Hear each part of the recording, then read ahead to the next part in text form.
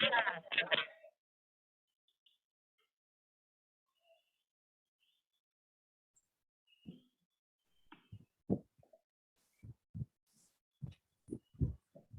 evening, India, and good morning and good afternoon to the rest of the world.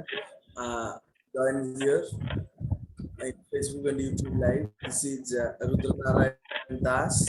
I take this privilege to warmly welcome you all to World Human Sciences and Management Conference 2021. Invitations to global dialogue on agnotological context, disciplinary practices of social sciences and policy trends. An initiative towards think times and distinguished participants, partakers. It's a glorious moment to extend my warm wishes on behalf of the Center for ADIVASI Research and Development. At this international conference is built with the intent of active and interactive learning and discussion organized by CARD in collaboration with Indian Institute of Management, Sambalpur, Central University of Odisha, and Ravenshaw University, Cuttack. On behalf of CARD, I want to convey my heartfelt gratitude to our patrons, Professor Sanjay Kumar Naik, Vice Chancellor Ravenshaw, Professor Mahadev Joyswal, Director IIM Sambalpur, Professor Sarath Kumar Palita, Vice Chancellor Central University of Odisha, and to promote and conceptualizing this program, Dr. Vikram Kesari Jena, Director, Center for ADIVASI Research and Development, and I would like to go for a very vast discussion today. Before, let me talk about this. The convener of this session is Professor Chandi Prasad Nanda and Professor Charudat Panigrahi.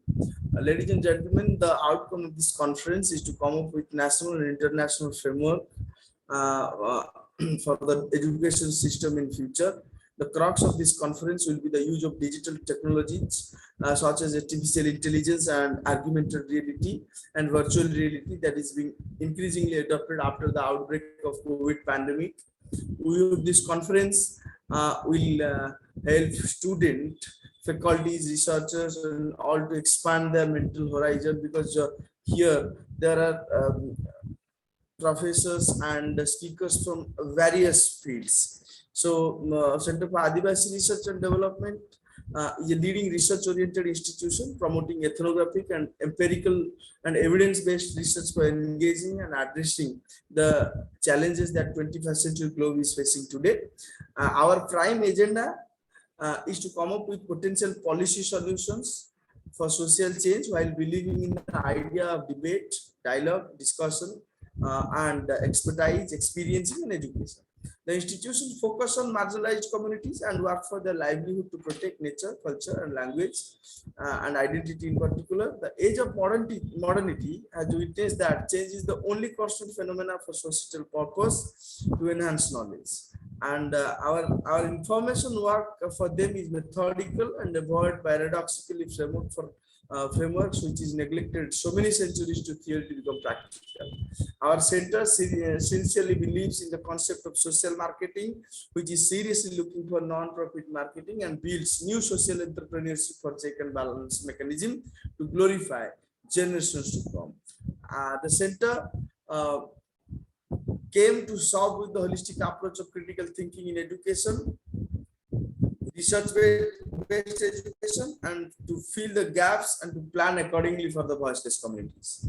Ladies and gentlemen, it gives me a tremendous contentment to introduce the most esteemed personality of today's symposia. Is none other than one of the finest numismatician, Dr. Arthur Needham. Dr. Needham is retired with a corporate background. He is a former cricket player and an umpire. He has an intense long-term interest in Indian numismatics, history, and Persian language. Currently working with co-researcher and co-author Muhammad Tariq Ansari on a series of books on the coinage of India, published by Manohar Publishers in India. They have also written a handbook for the postgraduate course in numismatics. He's a founder of the new research group of numismatics foundation based in India, and mentor to the Department of Archaeology, Sri Ram College. So the today's topic, as suggested by Professor Needham, is the use of coinage in the great subcontinent marketplace, which will be definitely be an eye-opening session for all of us. So with this note, I would like to stop here and invite Professor Needham to initiate his talk. Over to you, sir. So please unmute and. Well, good evening, ladies and gentlemen, and thank you so much for inviting me to this discussion. It fits with our new theme in numismatics around the world, and it is in fact the second discussion group out of three. The third one will be putting this discussion, the previous one, together at the end of this month. And again, it will be at a conference like this. COVID certainly has had some serious effects everywhere in the world. And if we bring it down to the minute stage of where I am, I can't travel. I can't get to India. I can't get to sit with my co-researcher. I can't get to sit with my publisher. But that, in the essence of things, is a very minor problem. So what we have done is sat down, and instead of writing more manuscripts, and we have 7 at the moment in our series being written, we have looked, in essence, at all the work we have done in numismatics, but specifically in numismatics of how coins were actually used in the marketplace. And then we looked at numismatic teaching around the world, which is sadly in decline. And we looked at what has been taught and what has been written. And it was decided that we would be no longer constrained by old methodologies and old preceptions, because in fact, what can happen in numismatics is brilliant going forward. Now, before I go on, can we see my screen sharing that's happening in the PowerPoint?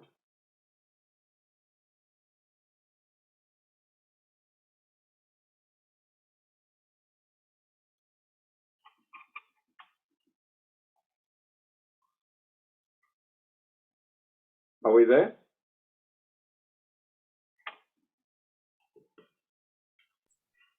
Yes, sir. Please continue. You can see the screen sharing? Yeah. Well, thank you. Before I start, I'd like to mention and honour my co-author and co-researcher, Mohammed Tariq Ansari. We met, believe it or not, in a cyber meeting. He was a student in accountancy, and this is extremely important in numismatics. And he had a burning desire to research coinage and a brilliant, perceptive, inquiring mind. The unlikely meeting, and now the team has 7 further manuscripts in preparation, a number of narratives, and the starting of a major numismatic foundation are just a few of the happenings. He is now a family man on the road to corporate success, and he's yet to reach half my age. He's brilliant and young, and like in many things, the young can show us the way to the future if we just stop and listen. Now, it's very strange what happens in working partnerships and with the modern internet, and of course with COVID having restricted many things. This happened, I guess, around 10 years ago. And 2 people on the internet discussing a weird story about how the history of Indian coinage needed to be rewritten to reflect some modern ideas. Tariq had a rather brilliant idea of how to demonstrate what was written on coins, and there is an illustration later, and the illustration, by the way, is for a coin from Cuttack. And not only that, he had one of those wonderful perceptive minds, and studying accountancy could place money in a sense of importance.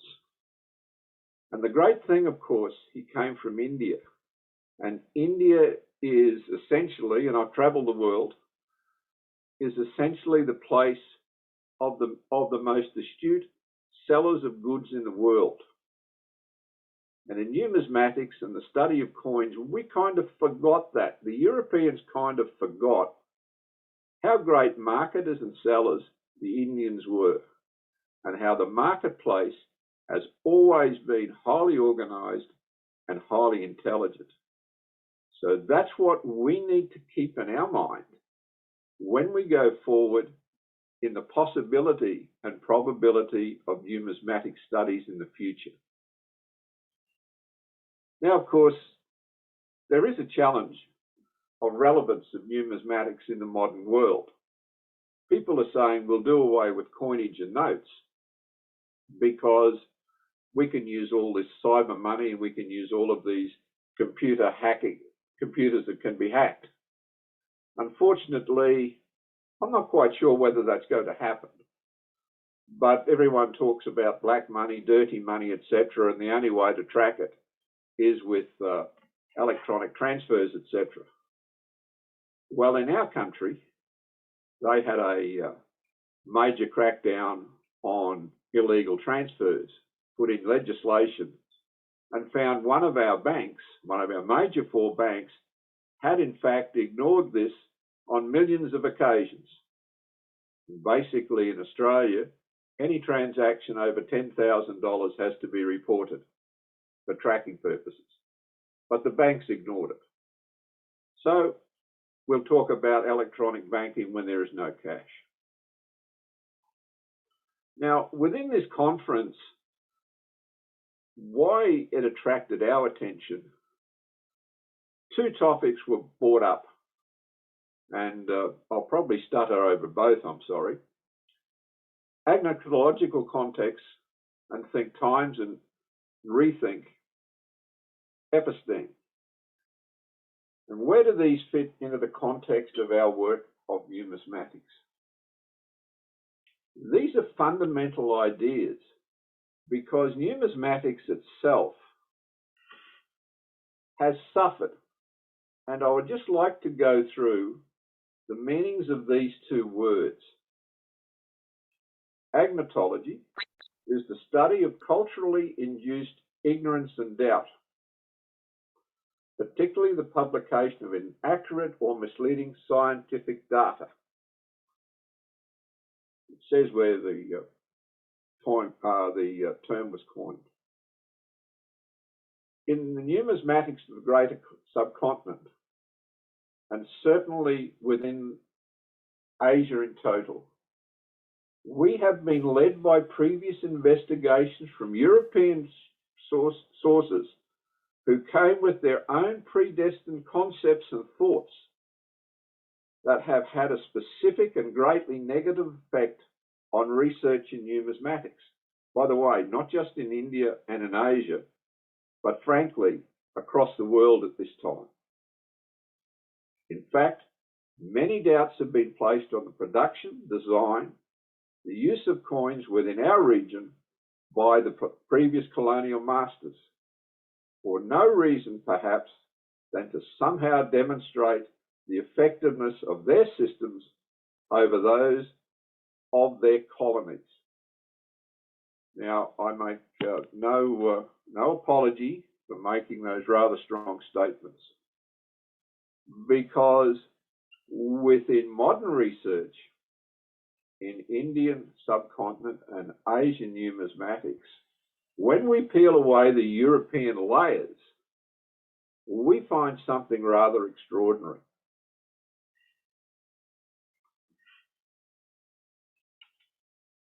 Then we come to the word episteme. And there is the explanation I put up. That comes from Wikipedia, and it's as good as explanation as any. It's a philosophical term that refers to the principal system of understanding, scientific knowledge or proven knowledge. Now again in numismatics, when you pick up an old catalogue and when you read the front of the catalogue, we see some extraordinary statements. But it is time to peel away the layers.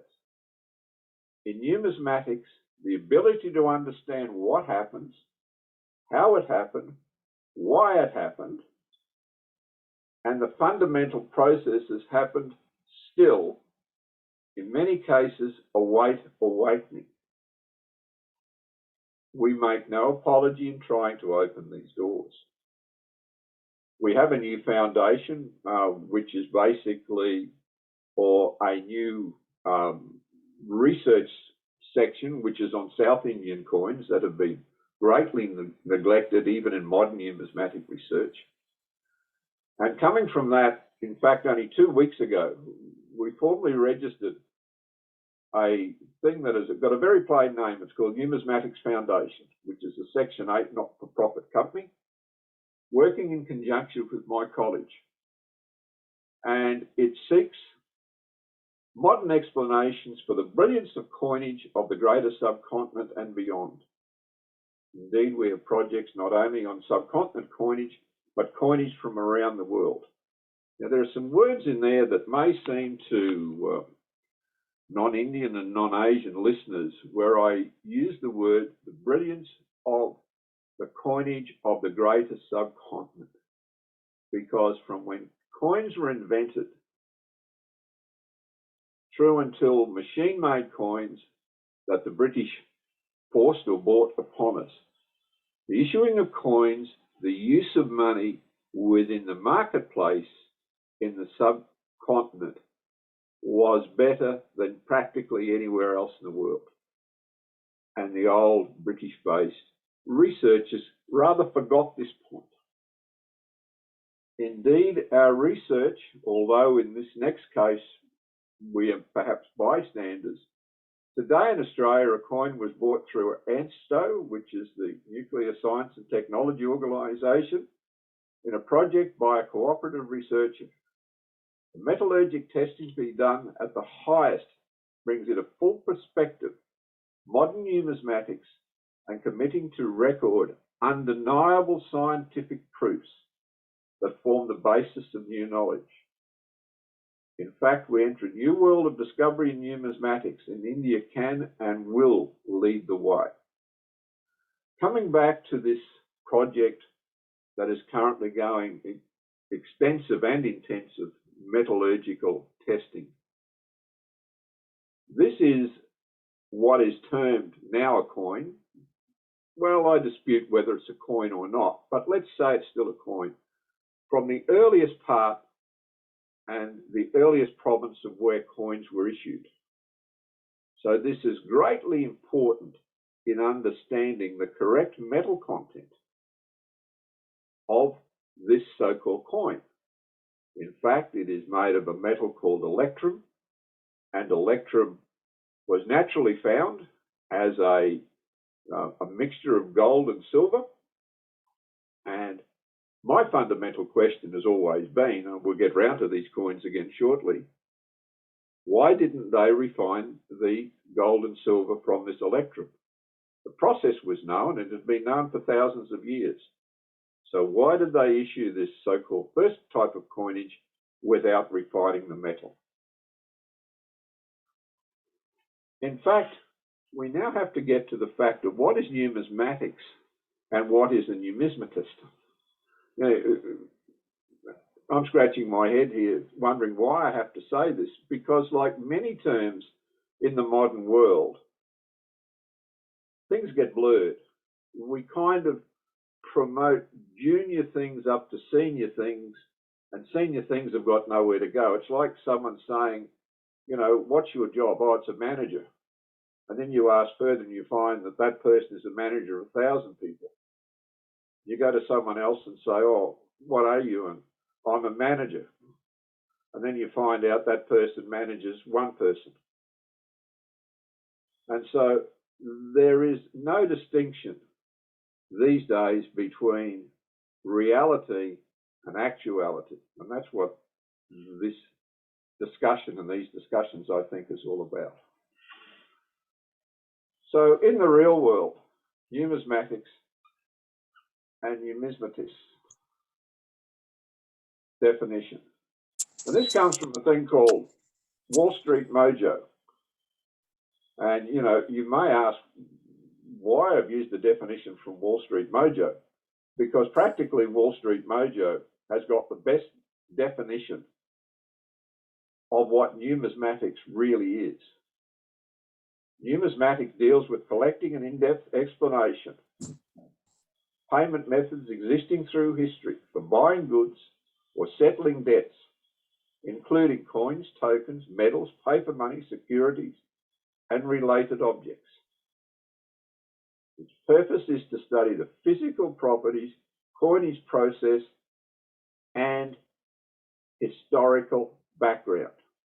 Note, its purpose is to study the physical properties, coinage process, and historical background. Collectibles get their value from their varieties, materials used, and designs, minting period, mintage figures, coinage errors, and socio-political context. All this makes them rare or unique and valuable from an investment standpoint. Now, the bottom line is highly important. Numismatists research coins and money as opposed to coin collectors who collect coins to complete their collection. Do you note here there is in this definition a structural difference between numismatics and coin collecting? This is where, in the modern world, terms are blurred. Apparently, in reality today, if you believe social media and various channels of learning, you are now a numismatist when you study one or more coins you bought from a blanket seller in Chandni. And this is the sadness of what people suggest are numismatic studies. You have on social media and even occasionally, you know, when lecturing, someone says, I'm a numismatist, I've got 4 coins, one of which is a mogul coin, one of which was way back in, and look, it's this wonderful piece of metal that's got a few things stamped on it, therefore I'm a numismatist. You shake your head and say, well, you're missing the point. You are doing something, but it's certainly not at this stage numismatics. So what we're getting back to is the absolute core of numismatics. I'll come back now to the definition again. You will see the difference between numismatics and coin collecting. And yet, when you go to so-called numismatic functions, the people who seem to hold sway are rich people who can afford very expensive coins. They are people who sell coins. And when you see all the awards that are presented at these functions, they are to these generally rich people who have these wonderful coin collections and say, look, I'm a champion at numismatics. I've just spent, you know, 50 lakhs of rupees today on buying new coins. Oh, what do you know about the coins? Oh, nothing, but I'm a numismatist. So we have to get this new concept out of our minds and look at numismatics to understand what is now available in this study.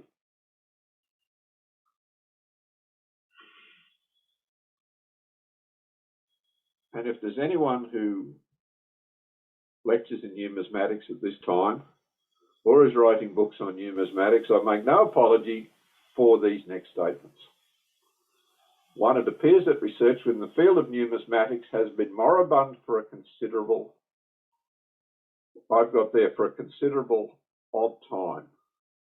I was going to put amount, I was going to put 200 years. I was going to put 50 years, so I just said considerable of time. So put in a figure there you like. This is despite the advancement in modern non-invasive analysis techniques that can add new chapters to numismatic research. A preoccupation with old ideas is perhaps, and I'm not going to read because you can read this on the screen. I just want to come to this point. If you pick up a museum catalogue on coins, and we'll look at the Indian subcontinent, and for the sake of ease, we'll look at Mughal coins. You pick up a wonderful catalogue, and it tells you the coin is silver, gold, or copper. If we were going into Delhi Sultanate, we would have some coins that are a mixture of copper and silver. That can be called various things. And you get the weight, and you get, how big it is. And you look and you think, wow, this is good. Wow, this is a silver coin. This is a gold coin. This is a copper coin. And it will show you what is written on the coins, and if it is written in Persian or Arabic or one of the Indian languages. Most of us can't understand it in any case. And we must remember that when these coins, and we're talking historically, of course, when these coins were struck, 99% of the people couldn't read in any case. So all they had was a piece of metal with some indescribable scrawl on it. And of course, when the British came here, they found, when they were taking over, that there were an enormous number of coins in circulation. There were, coins not just from the different regions of India, but coins that went back hundreds of years. And you can imagine if you are from Britain, where everything has tried to be totally ordered and you had a known structure, and you come to India as a young man with not a great deal of education, go out in the marketplace, and all of a sudden you are surrounded by all of these weird bits of money. Not only were you surrounded by weird bits of money, you are surrounded by some of the best wheelers and dealers and exchanges and sellers of anything the world has ever seen. So very quickly, tender young British administrator was overwhelmed by the wealth and knowledge of India. And please keep that in mind. The British found what happened in India to be overwhelming to their senses and abilities to grasp. Charles Rogers was the honorary numismatist of the government of India. And this is a section from the book, the handbook that Tarek and I have written, and we really start off by this. Some time ago, in going through a bazaar of one of our large commercial towns, I noticed a money changer seated behind a large heap of cowries and a vast array of ordinary piece piled up in 4 anna piles, ready for changing into silver. Besides his cowries and his change, I noticed that he also had pyramids of other copper coins. Being naturally of an inquisitive mind, I desired permission to examine the pyramid. Rather than ending up as a possible negative comment, should this not be in fact the pathway of a new way of research and understanding? Bottom is a coin from Akbar. There's a little scroll over the top, and the coin was issued in 986 after Hijri, or Hijri year, 986. Now, what was this Charles Rogers? What was this great English numismatist saying? He was saying he walked into a marketplace and he saw large heaps of cowries. So cowries were humble money. You could say there was about 6,000 cowries to a rupee. We can argue about quantum, but give or take 6,000 cowries in a rupee. Vast range of ordinary piece, but so they were the so-called coin of the time when the British were pushing these coins through. And also pyramids of other copper coins. These other copper coins went back eons, but they were still in use and were still circulated within the marketplace. And at this stage, we're talking here, not in the 1700s, we're talking in the late 1800s and early 1900s when this was written. Unfortunately, what then happened from here, especially in the copper coins, they became so overwhelmed that they didn't believe they were worth either investigating or doing much with, when in fact they held the heart of the people. Because what was shown in this little paragraph was in fact the beauty of the Indian marketplace. Within the Indian marketplace, you operated with coins. And you notice what he says here. Vast array of ordinary piece piled up in 4 anna piles ready for changing into silver. Perhaps they were ready to change not into silver, but from silver into copper and from copper into cowrie. Rather than going upwards, let's come back downwards and think, for every transaction with money, I have to have change.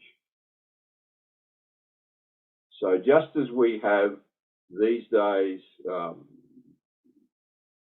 use Australian money, we have 5, 10, 20, 50 cent coins, $1 coin, $2 coins, $5, a $5 note. For people in India, give or take about 50 rupees to the Australian dollar. You had to have change. And of course, if you didn't have change and the dealer didn't have change, or you needed to change money, you could go to a money changer. So coins were issued, and somewhere you had to be able to get change for your transaction. So let's remember that point. Now, just a couple of shameless ads. Introductions to the study of numismatics, the fundamentals. This is our handbook for our postgraduate numismatics course. It skips much of teaching postgraduate students how to read books, other than this book. It is felt that by the time you get to postgraduate studies, doing a master's, for example, that you already know how to research.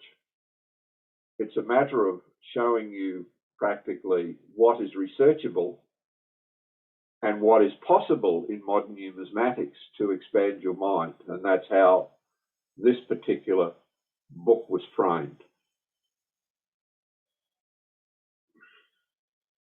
These are our 2 books that have currently been published. The next book is almost finished. It's on the Jaunpur Saltnet coins, where we take our methodologies a little further. And we will follow that up by some more books on Mogul coins. And we have cooperating researchers working on series of other coins right back to the starting of coinage of India. Now you'll see on the left-hand screen a coin with some overlay writing on. I'll get back to this later. But this idea was presented by Tariq, and I thought this was the most fantastic idea I'd heard in coins.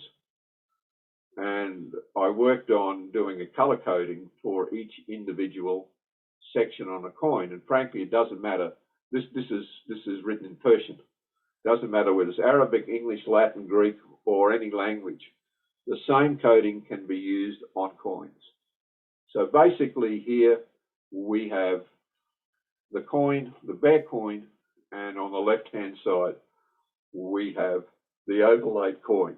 And when we get to an example of how the illustrations are in the books and currently being used in some museums for illustrations, I will explain a little more on that. The first book was Sharalam the First. The second book was Jahandar Shah. And someone might say, well, why did you start with parts 7 and 8? Well, the Mughal Emperors 7 and 8. We started off on these because in numismatics especially, where I've said that research is moribund, that pushing something new and pushing new ideas was not the easiest task in the world.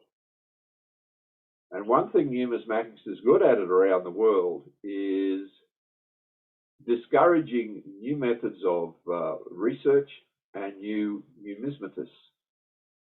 And in my short term working in this area full time, we have lost a number of very good researchers who have failed when it has come to hostile criticism, and most of the criticism is baseless.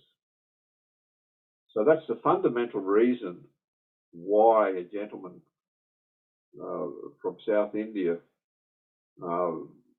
formed, under my advice, the Numismatics Foundation, because part of that job is to protect researchers from hostile, shall we say, the hostile beating of the old guard in numismatics.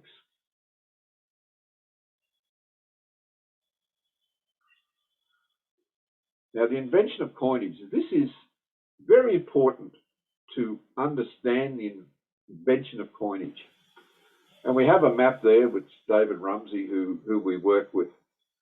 And there is a little patch that you see in green,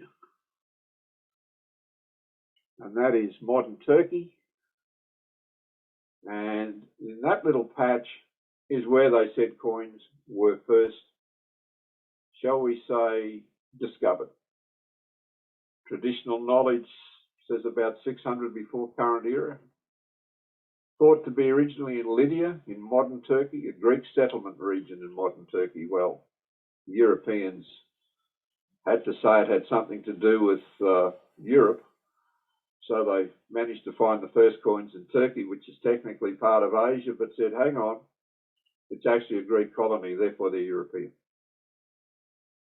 Definition of a coin: piece of manufactured metal authorized by an authority of a known weight and metal, usually, that is used as a medium of exchange. Perhaps the modern word of numismatic understanding we should advise of known metal and metal purity. Now please note that a coin is of known metal and metal purity. Note, a more thorough research on the subject, the date and place of introduction of coinage may produce a different answer. One of the fundamentals of any research is when a norm is set, it is very difficult to upset that norm because people have referred back to the norm since the norm was set. And frequently, the theory to build on the norm using the norm itself presents more normality to the norm. And you go around in this circle that I'm getting in at the moment. But what I'm saying is, was this actually true? Was the first coinage in Lydia actual coinage, or merely just another little step on the road to real coinage? That is question number one. First coinage was frequently made of electrum, which was naturally found generally in the streams, and it was melted down, put in molds, and coins came out. Some coins, the one that's being examined at the moment, really had nothing on it except a few strips across it. Other coins have got roosters, and other coins have got animals, and on the reverse, maybe not much. because electrum varies in quantity of gold and silver in it, some have got quantities of silver as low as 20 or 30%. Some have got it as high as 80%. Why didn't they refine the electrum? They could refine gold down to nearly 100%. They could refine silver to very high qualities. They had methods to separate gold and silver. So why didn't they refine this electrum into gold and silver? Because at this stage, gold was at least 10 times more valuable than silver and possibly up to 12 times. So why wouldn't you have separated gold and silver and made two items? And people could test very rapidly the fineness of the metal. That is to say, they could get very accurately how pure the metal was. This pertinent fact, I think, has escaped much of numismatic research.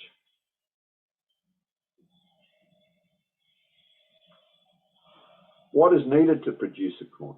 Well, you know, we sit back and we go, well, we all know this. But let's take it one point at a time to consider what can come from new methodologies in research and what can come from the understanding that the marketplace, especially in India or throughout Asia, was highly controlled, highly intelligent, and had the amount of money in it that whole countries, that all of Europe could not match. There was so much money available in coinage in India that the whole of Europe, up until modern times, could not hope to match. We look, for example, at somewhere, you know, like England in the 1600s that had very few coin mints, and we look, for example, at the mints of a Mughal emperor such as Aurangzeb, who had more than 80 mints. And some of these mints were huge operations, huge technical and logistical and employment operations. This was forgotten by standard numismatic researchers. So we need metal to produce a coin plate. Number one, where did the metal come from? We know in India they had the beautiful deposits at the copper deposits at Rajasthan, and my little picture on my Facebook page, which is used as publicity, which is a worry at times. I'm in the Rajasthan metal belt at the time, having a look at some workings there. You needed a die or a mould, a die to produce the standard struck coins, a mould to produce moulded coins, to produce an impression on the metal. A system to produce new coins in a known weight with multipliers and dividers. What did this mean? A multiplier, you can pick any weight of a metal of a coin and say, look, you know, this is the standard coin. If you had bigger parts, they were multipliers, and if you had smaller parts or change, they were dividers. So technically, a mint could produce any size of coin. It could produce any purity of precious metal. It wasn't greatly necessary to produce a pure copper, for example, except if you added with it precious metals, it became something different. A system that can produce the metals, especially the precious metals, in known and consistent fineness. Methods to check both the weight and fineness of the metal that are relatively simple to use. So what we're saying here is there is a production facility called a mint. In that production facility, you had to deliver metal. The metal had to be refined to a known purity or fineness. It had to be produced so it could be made into coins. The coins had to be made with a stamp or a mold. And these things had to be checked. And everyone says, oh, wow, this is important, you know. So you're in a mint and they do all these fancy checks on how pure the metal is. But subsequent to that, when the coins get out within the marketplace itself,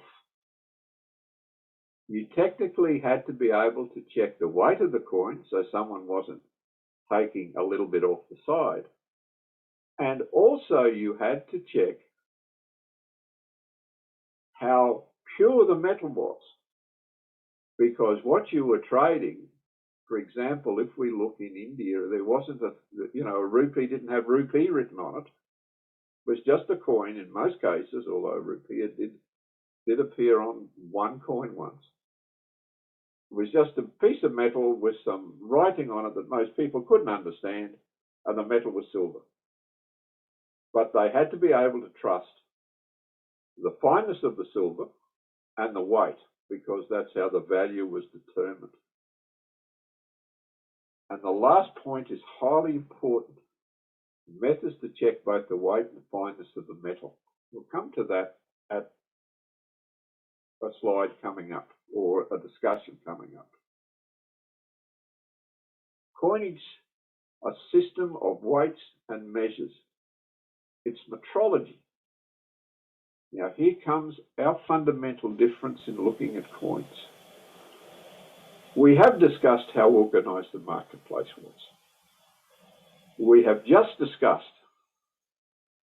that mints could be manufactured, that coins could be manufactured at mints in any way they like, and they could be tested. So let's go down this again. Coins are manufactured to a known weight, size, and fineness of metal. For each coin issuing authority, there is a design that can be replicated within the level of technology, but can be changed at will. You can change whatever is put on a coin by issuing a new coin stamp or die. The weight of a coin can be changed at will. You can just issue instruction to say, and we won't talk about, how heavy a ratty was and how many ratties are in a coin. We'll talk about grams that we know now.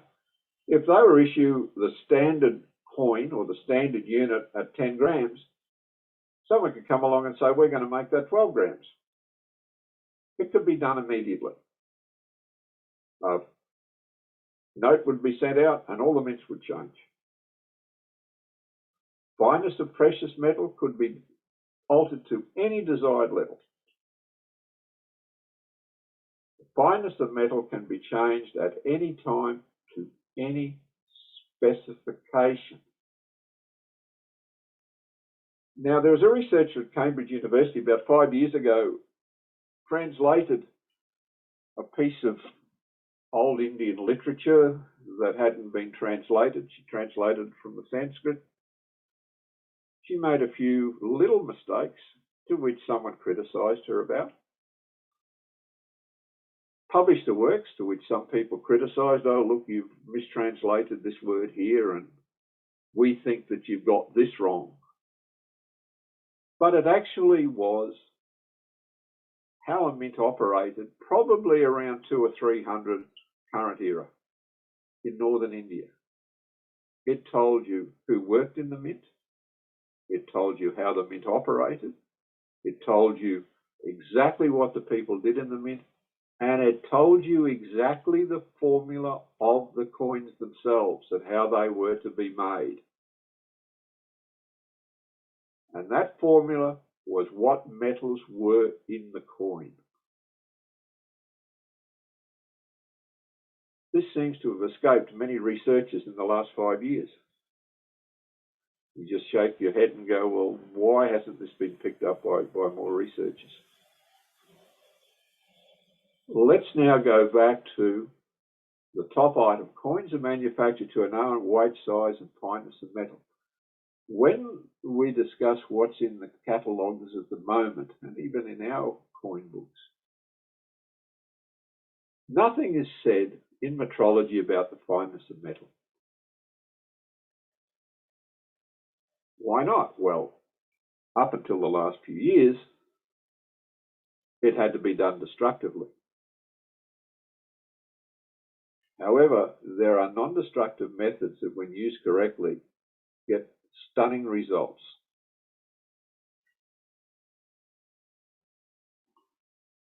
Now I'm going to talk about the Silk Road, because the Silk Road is Asia that goes into Europe. And in the old days, all the way to Rome.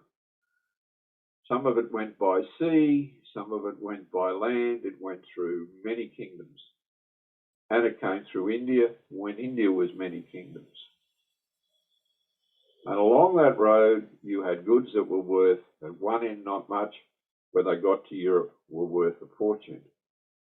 And you had money flow back from Rome along the Silk Road, or after Rome fell, from Europe along the Silk Road, because technically the economies of India and China were huge compared to the economies of Europe.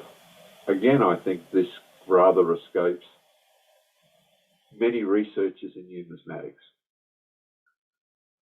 So if you're working along the Great Silk Road and down the Great Royal Road or the Grand Trunk Road or whatever it likes to be called, and all its parting ways through India, you're exposed to huge amounts of money and highly valuable goods.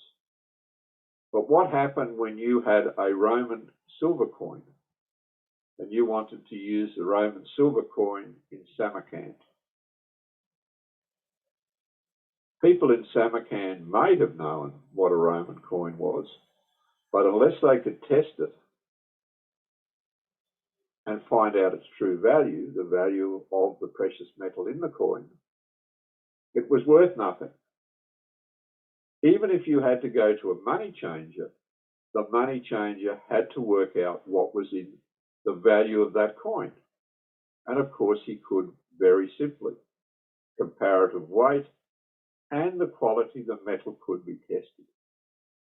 That is the old scratch test, where you scratch the stone on a, you scratch the coin on a black stone and you check the color against basically a set of color cards.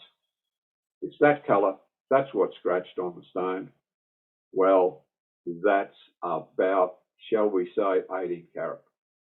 Or if we go to Europe, 1,000 years before coins were invented, they went to 144 carats. They could get so close to the percentage in silver and gold of content. It was so accurate.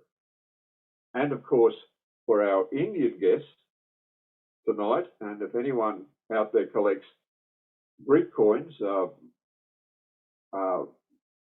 Athens tets, for example, Athens tets have got cuts in them, and coins from India have punch marks in them. So not only would they weigh the coins in a simple balance scale that you can carry in your pocket, actually, they would put a mark on it to make sure it was the precious metal all the way through. This, if you're a coin collector, I don't want a coin like that. It's, you know, oh, it spoils the coin. For me, that shows the coin's been used. That's the heart of the marketplace itself. It's been out and about.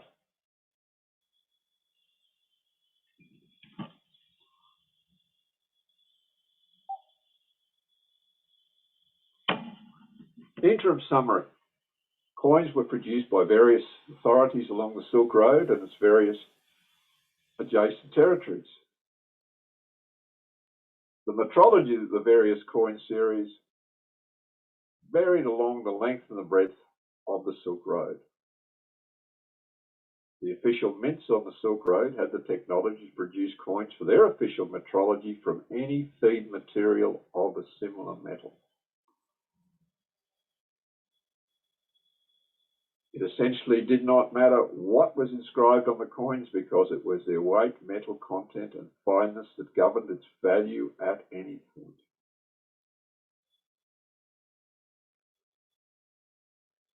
I've left out one section there for you to read and take into account. Essentially, but the bottom section, essentially did not matter what was inscribed on the coin because it's the weight, the metal content, and its fineness that governed its value at any point.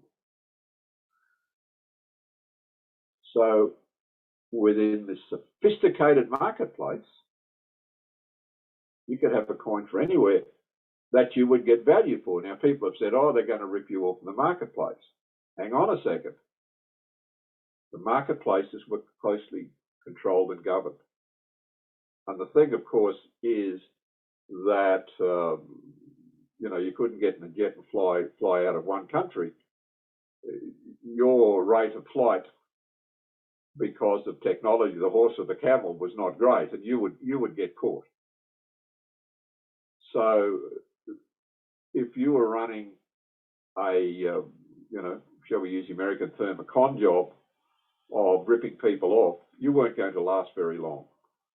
And so the marketplace itself controlled itself. And instead of believing storytellers like Rudyard Kipling, who somehow conveyed that, you know, merchants in India were rip-off merchants, no. If you were to be ripped off, it's like buying coins on eBay, you'll get caught. But if you've got any sense at all working in the good marketplaces, there were no problems.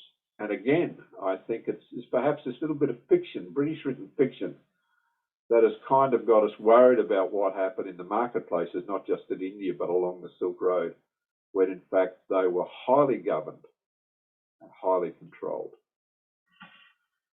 This graph is part of an extensive bit of non-invasive testing that I organised some years ago at the Ashmolean Museum.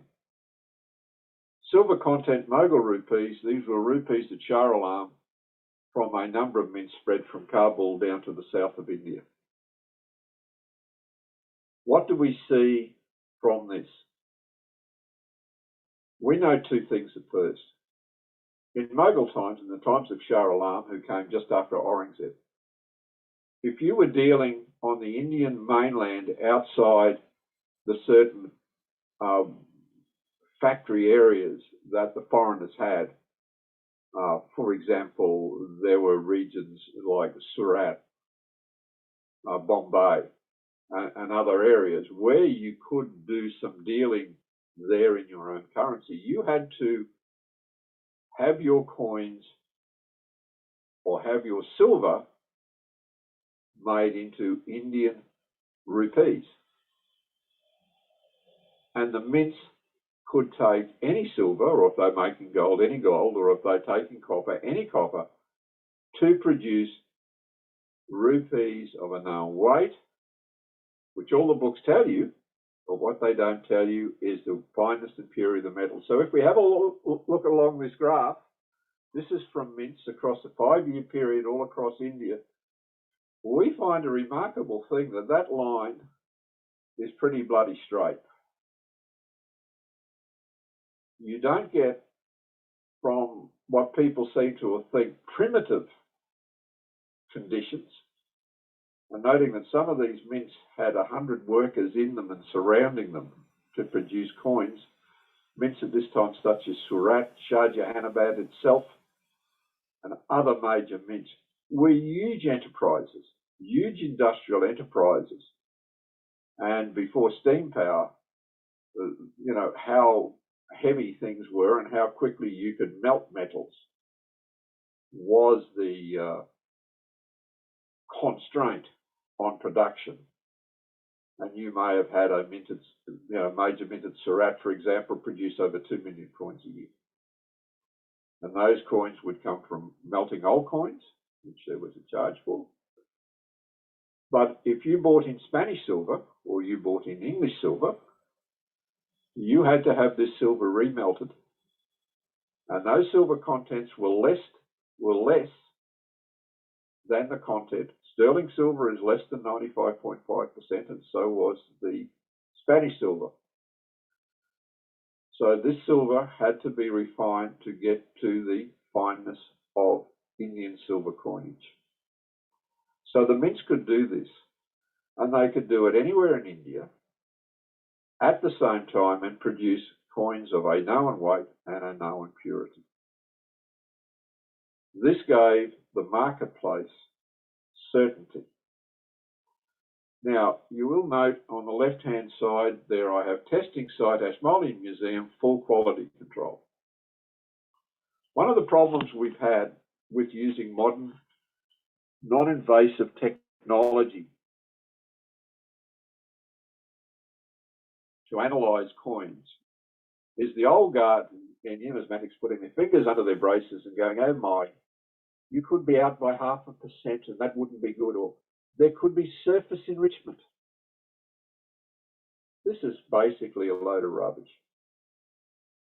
We can find out with the most modern of XRF equipment some absolutely fantastic results. And not only that, when we venture into the new coinage, where a lot of this coinage was remelts, we can look at metal fingerprinting. Where did the metal come from? And even in this testing in the Ashmolean, where we had a thing that came out of Bombay from the Honourable, I use the word Honourable, East India Company, everyone said, oh, this is a tin piece. This is made of tin. They bought the tin all the way from Malaya in Indonesia. They took it to Bombay and they produced this coin out of tin. And I had said 20 years ago, when I wasn't full-time in numismatic research, no, they didn't. They made this coin after this date from zinc. I can still hear the laughter until we did the testing at the Ashmolean, when all of a sudden they found at a particular date the coins changed from tin to zinc and continued on being made in zinc. So all of those nice doctorates that were written about bringing tin from Malaya to Bombay to make the tin piece coins, all of a sudden were wrong. Because fundamentally they had not tested the metal. It was zinc. And then what have they now said? Oh, goodness me, they bought the zinc from China. And you look and you go, the greatest zinc refiners in the world were in India, and they were about 500 kilometres from Bombay.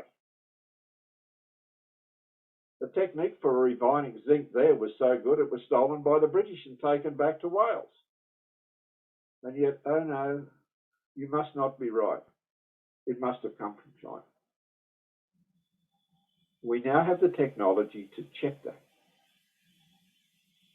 Just as we have the technology now that research is needed to be able to check when Akbar made his copper coins at Narnaul and some other mints, did that copper really come from the Rajasthan, the Khetri copper belt? Did those wonderful gold coins in South India really come from Kola gold mines? We have got the ability and the knowledge to practically test that. If we have the will, and if we break away from the precepts that we are forced into in numismatics. Oh, and by the way, if someone now thinks in the background, oh, but the copper silver potent coins, or billion coins as they're called in India, copper silver between about 25% and 80% is an admixture, it's not a homogeneous alloy. There is the technology now with XRF to test it, and test it accurately to around 1 part per million. So we can test now billion coins, and we can test them extremely accurately. And let's forget about, oh, there could be surface enrichment, etc. Full quality control. In our handbook, there is a small section on what should be done to get the best results out of XRF or other non-invasive testing. Reality of coins on the Silk Road dispelling myths. I'm sorry this is so red, but there are times when you write things, and I've walked the Silk Road. When I was much younger, I get about 5 kilometres these days on a good cool day. Walking the Silk Road, you know, even the 70s and 80s, was a humbling experience. And to understand the feeling in those areas, it is like in India and how things work in India today. They're so brilliant that unless you've been there and felt it and spoken to the people, that you can't accept it. As a researcher in numismatics, there has been a need to dispel a number of misconceptions that were taught to me as a researcher. From this point, a baseline is necessary.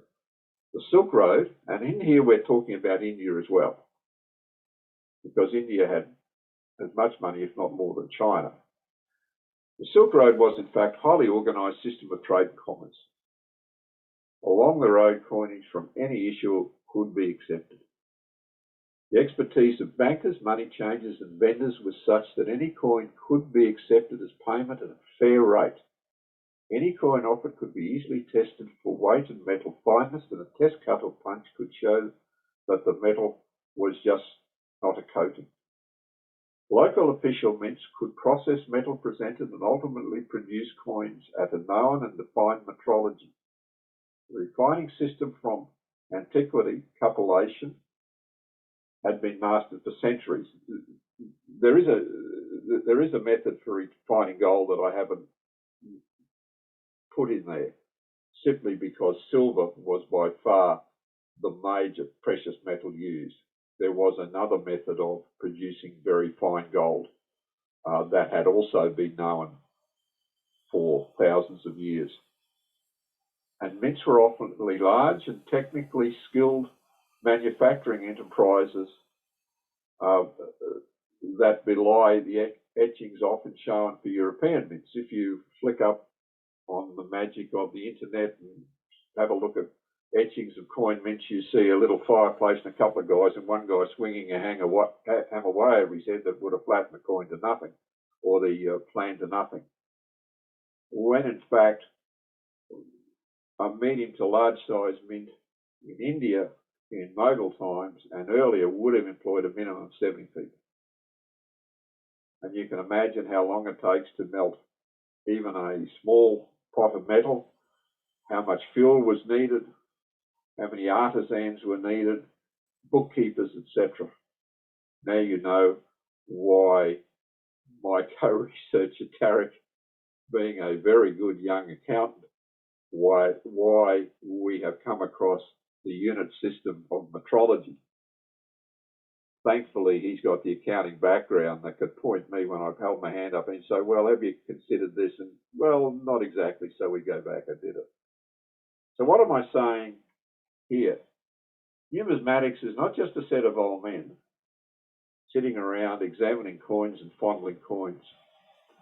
Numismatics is a section of research that covers the mining of the metal, the trade of the metal, the technicality of refining the metal, the technicalities of producing coins of a known weight and fineness, the technicality of in the marketplace, how these coins could be tested for fakes. What happened if there were fakes? What happened when new rulers took over? Why there were different size coins and their relative values. The relative values between copper and gold, between gold and silver, between cowries and copper and silver and gold. And if there was billion, where did that fit in? We can now analyze these things unobtrusively and very rapidly and very accurately. And I mean, we can get very rapidly into workable parts per million. So if anyone says to you, oh, look, and this happened to us, to me, before the Ashmolean, I had people going out, picking up a cheap XRF machine, going around and testing, oh, look, this coin is sterling silver and the XRF machine is showing 4% difference, that it's rubbish. Like all procedures, they have to be done by qualified people and by good machinery and a known standard operating procedure. That's what we did in our first major testing at the Ashmolean. There is no need to write 20 pages on what an XRF machine is like and what it does.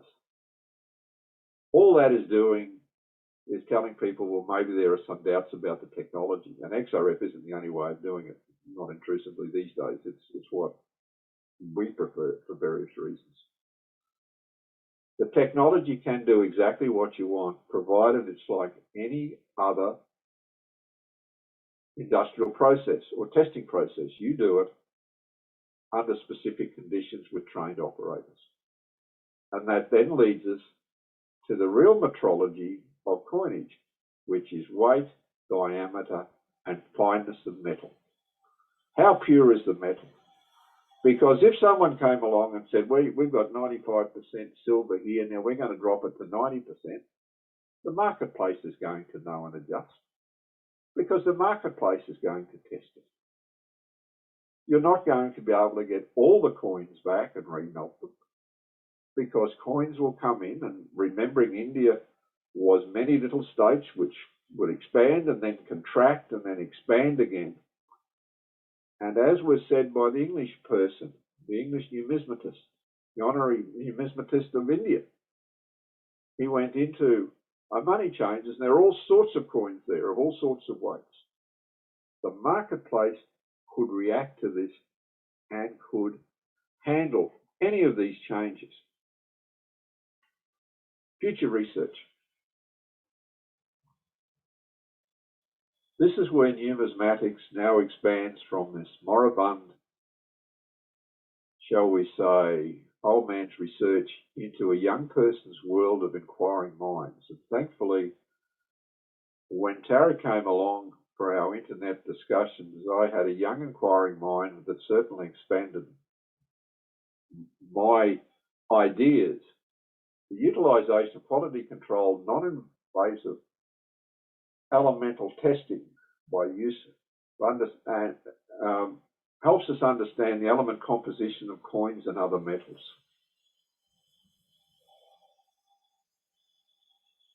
I've got metallurgical and non-metallurgical. Nin was used in another language. That of course should be non-metallurgical in English. The interaction with various other areas of study such as metallurgy, mining, geology, and economics. I can go on there. Numismatics is not just about looking at a coin and going, oh, it's silver, throw it away.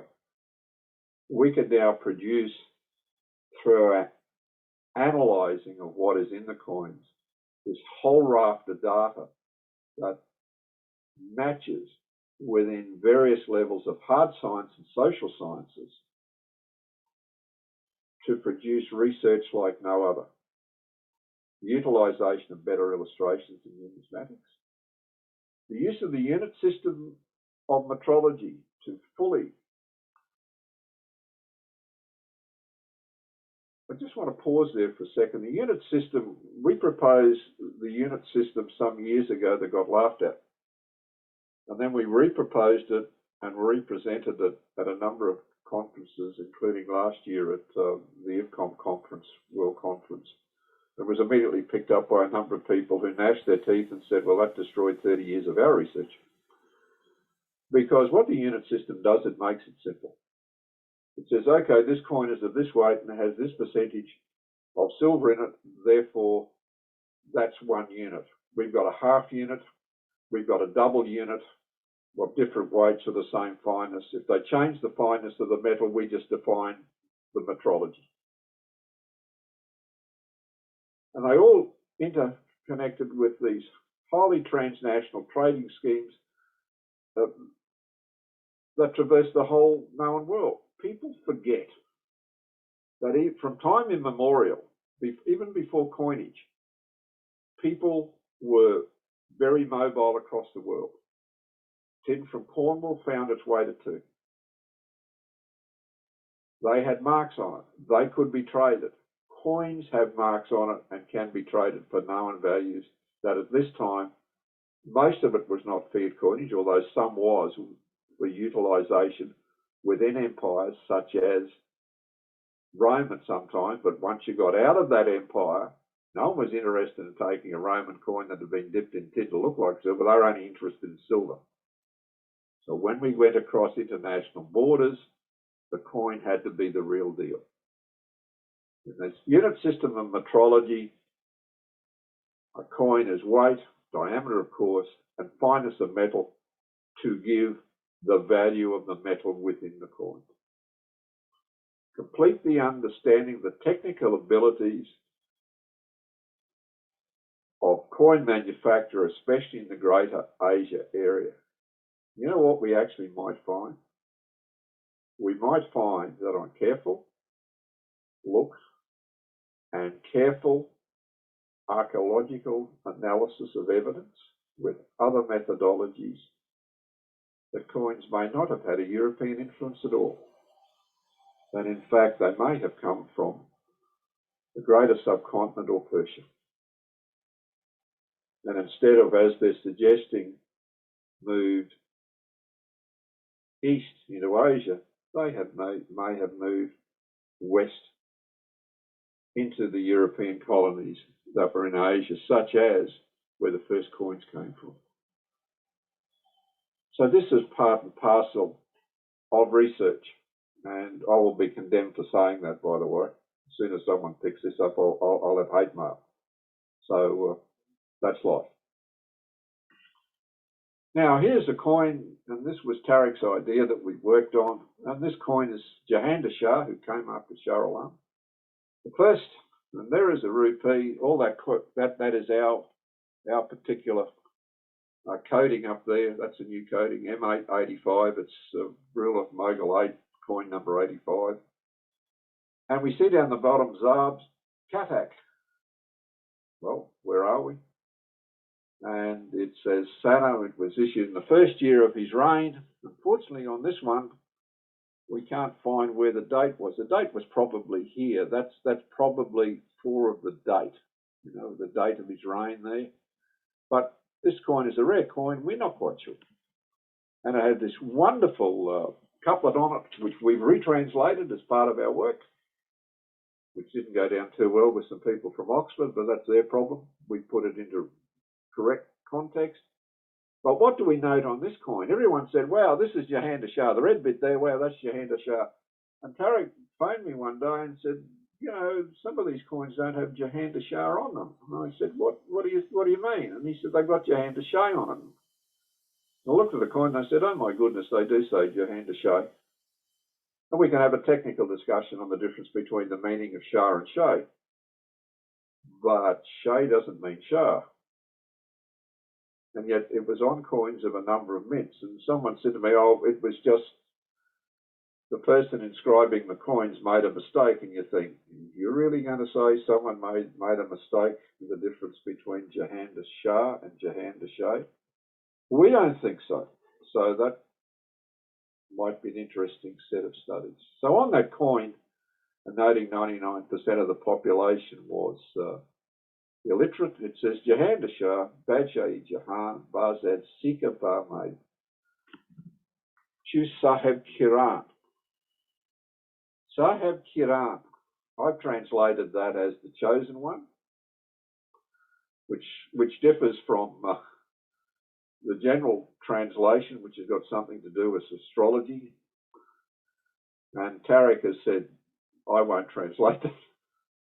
Probably a smart man. Down the bottom, it just basically says, you know, this coin was struck, you know, in Cuttack in the first year of the reign of Jahandar. So that is our method of showing coinage and teaching people what is on the coinage. And we have some coins that are so rare, even in Shah Alam and Jahandar, that we can't even work out because there are a number of changes here to the couplet, what couplet it is. And yet someone will say, oh yeah, there's plenty of those coins, that's common. We now have in our work through Aurangzeb, we have some mints, even major mints, that have 5 different types of verses and 6 types of reverses. So for someone to study and for someone to collect, the collections and study are rather endless. We come back to again, a map from Alan Rumsey Maps. Map of Asia. This map was done, I think, about 18, something like that. And they still tell us, and of course on the far left there is where coins were supposed to have come from first. Well, I think if we study very hard and we look hard and we trace metals and we do some real work in archaeology and piece things together, that we might just find that the first coins actually came from India. And it may not be the north of India or the north of the subcontinent, it may be the south.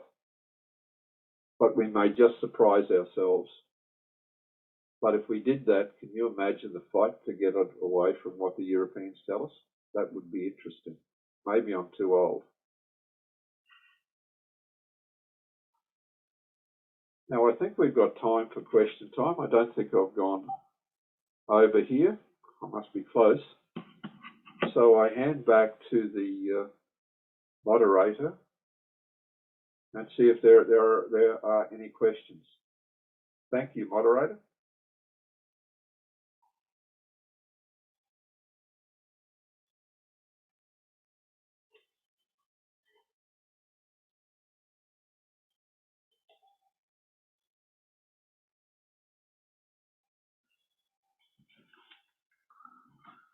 I must have put everybody to sleep, I think. Thank you so much, Professor Needham, for your wonderful deliberation over the topic and different kind of coinage of Mughal and Sultanate period. So now I'd like to invite Dr. Vikram Jena to go for a discussion, and if he has any query, then ask directly to Professor Needham.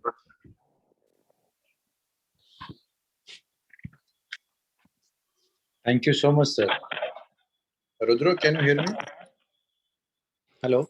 Yes, please. Yeah. Thank you so much, Professor Atul, for your very insightful and very wonderful deliberation, which has been more than 82 minutes you covered by your talk. It's really very engaging ideas said by you, and you justify what actual the meaning of actonology in terms of epistemology and think time, think epistem. And this is the real time when we people are seriously looking at these particular community engagement ideas, and you are taking further the new research ideas engaged into a different level.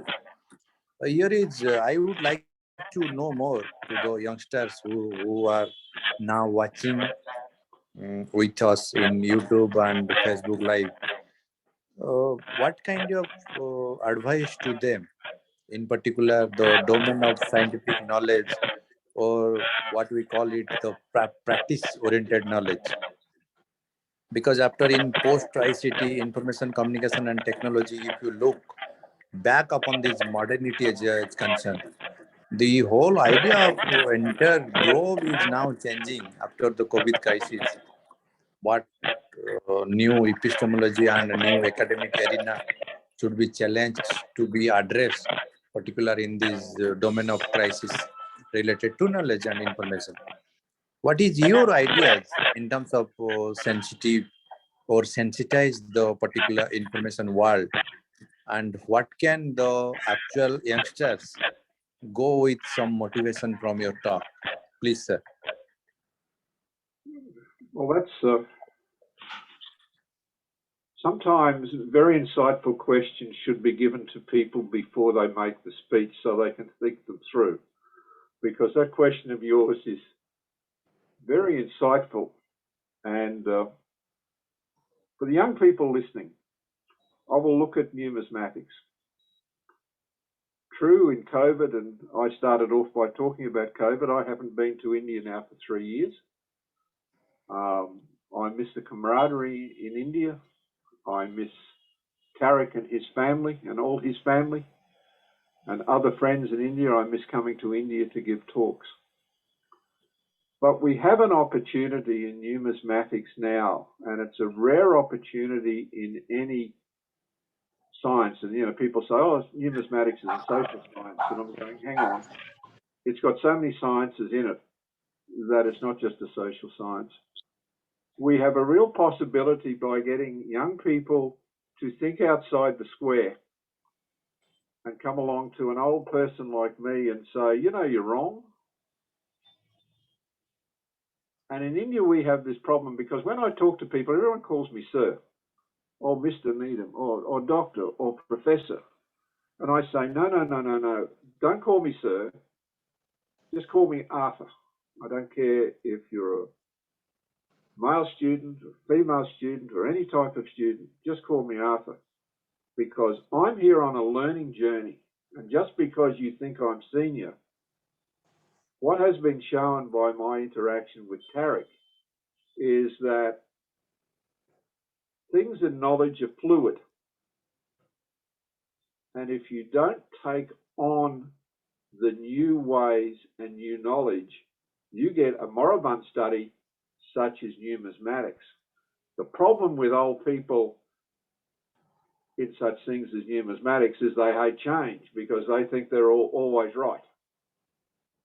So how do you bridge the gap between your incessant quest for knowledge and your own personal knowledge about new things to us old guys, many of us who will not change? So firstly, what we've done with Numismatics Foundation is we're offering a kind of sanctuary for people in numismatics, and we're going to have a journal, and we will have sites and open research sites where people can do their research where it is protected. So if someone steals it, as frequently happens, and I've had my research and Tarek's research stolen, will never happen again, mind you, but it was stolen and has been published in a major journal, 3 articles that we were the main drivers of it without our names on it. In fact, one of the research articles, the editor put his name where mine should have been. So we're saying to researchers, be it in geology, archaeology, where it can be attached to numismatics, we are offering you a sanctuary where your work will be protected. We will guide you and we will help you, but it will always remain your work. You will be the first name on the work. If you don't want to put my name on the work, I don't care. You know, I'm an old guy. I don't need any more accolades. But you have to have an inquiry mind. And it is extremely difficult when you get attacked by so-called gods. It is extremely difficult to put your head above the water again to get attacked again. So we offer, at least now that Numismatics Foundation has been set up, if you want to do some research in this and something accepted, this is how we're countering the old ways, giving a refuge. And it was me talking to one of the greatest mathematicians in the world, Tim Gow, some years ago, when I was saying, I've just had all this research stolen. And he said, well, when I was a young researcher, I had mine stolen. But there is this new thing called open research centres where you can publish your research in with a closed area of people. And if someone else publishes the same thing a year later, you can go back and say, hang on, this is the date that I published that. And you've stolen it.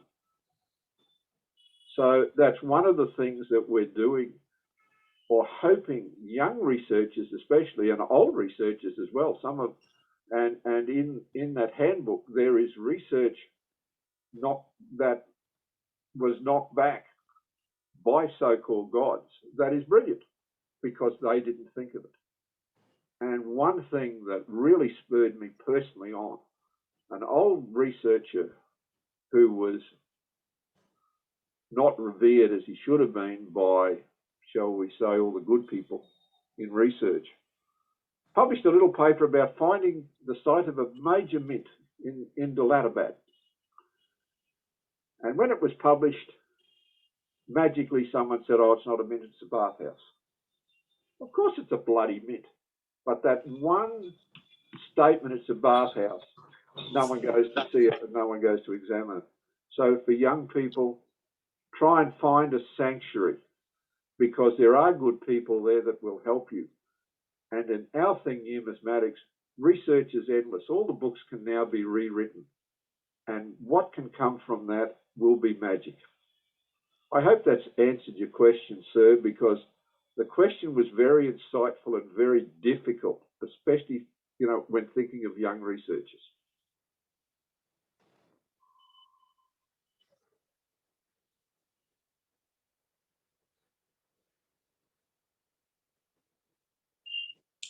Sir, my second question is that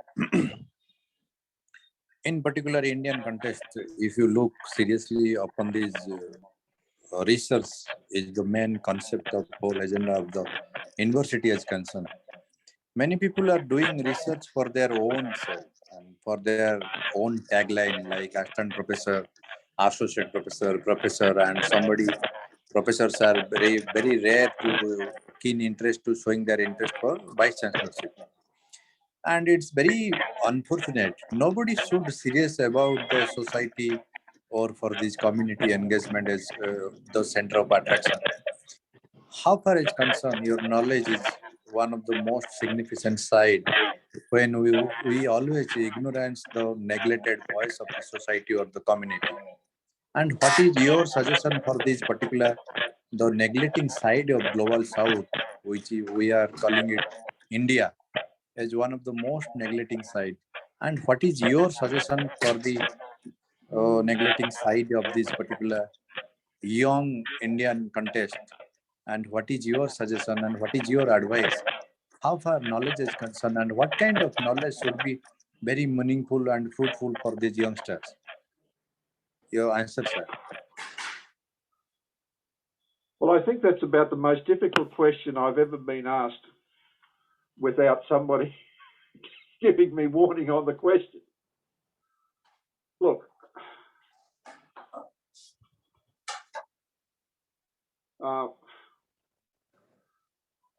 because of the depth of that question, sir, you have me flummoxed a little bit. Could I make a suggestion to you? Could you submit that question to me in writing? And I will write an answer back. Because that question is so deep and meaningful that you take me at a disadvantage. And I think this is the first time, and I actually come from a commercial background, and I think that's the first time I have not attempted to answer a question from when I was 19 years and older.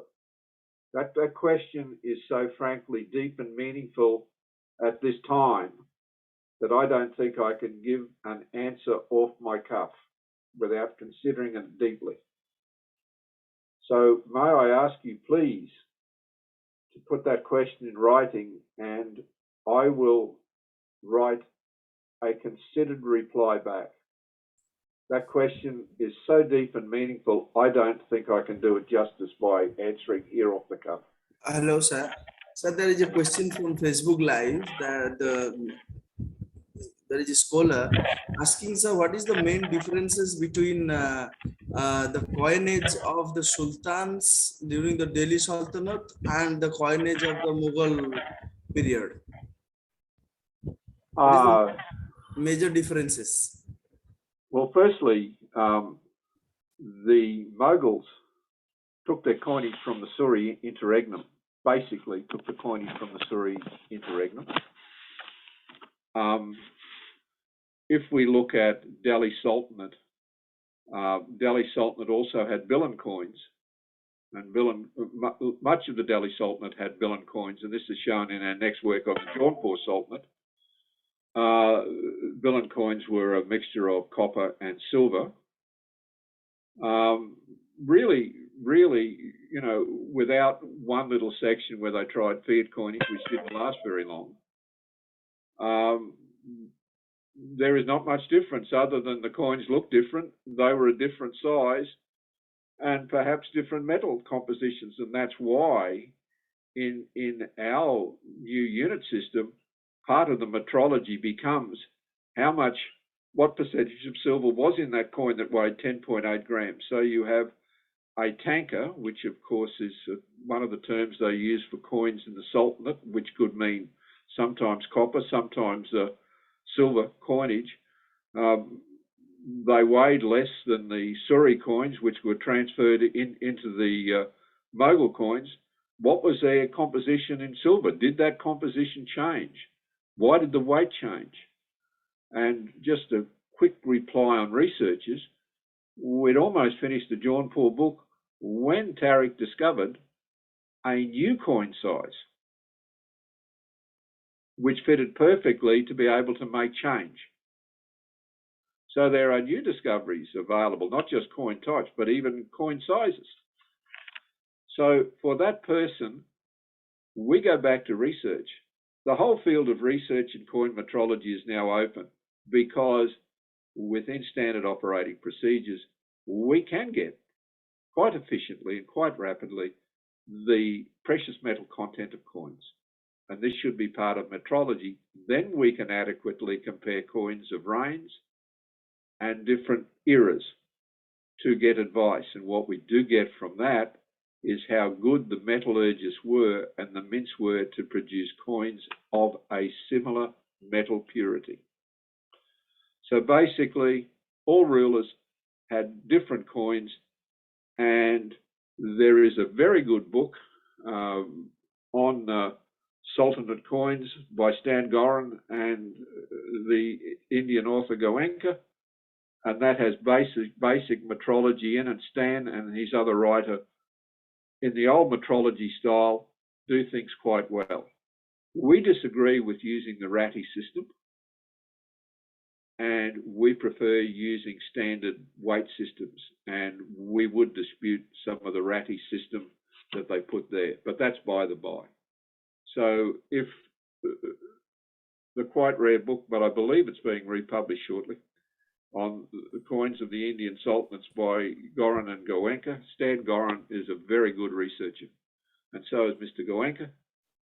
You can check the metrology there and check even our first books on the Mogul. But that's a good question. Thank you, sir. Now we have to conclude the session. Thank you for your wonderful deliberation. Definitely, we have to be research more and more to find out the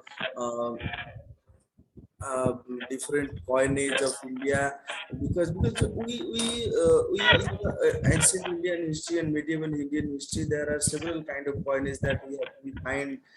We have yearly Kusanas, Gupta coins, and the Afghan coins, and all varieties of mints are available in India. And another massive research on it will be very much appreciated by the young scholars. And I am very much glad that Professor Arthur is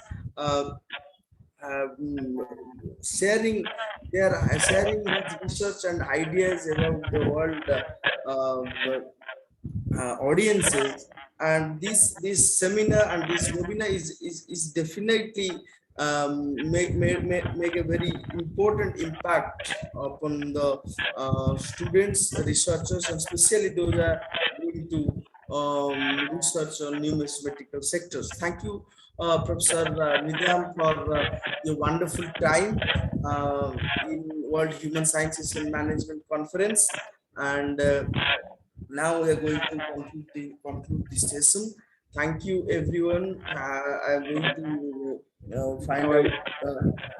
May I just interrupt before you close? Yeah, please. Yeah, Dr. Jenner, that question that you asked, your second question. Dr. Jenner, is there any query? No. No. Thank you so much, sir. Thank you so much, sir, for your time and for accepting our invitation. And spoke very nicely in particular World Human Science and Management Conference. It's one of the leading platform of the globe in terms of the academic dialogue and mapping mind series. Thank you so much, sir, and looking forward for future engagement also. Thank you so much, sir. Yes, so I would really like that second question in writing. Sure. That I was unable to answer, because I would like to study that and get back to you. Definitely, sir. It's my pleasure, and it's really glad for me, sir. When we are going to interact every day, a new speaker, or every weekend two new speakers in a different categorical agency related to the global phenomena. It's really outstanding. Thank you so much, sir. Thank you. Thank you, Dr. Jena. Now I would like to thank all the institutional support from IIM, Ravenshaw, and Koraput Central University, and thank you all our partners, for such Professor Mahadev Jaiswal, Professor Sanjay Naik, and Professor Palita for their support and guidance. I'd like to thank our conveners, Professor Nanda and Professor Panigrahi, and all the Director Card, Dr. Jena, for their relentless effort to develop the education system in India, and the entire team of CAD to support this program. Thank you.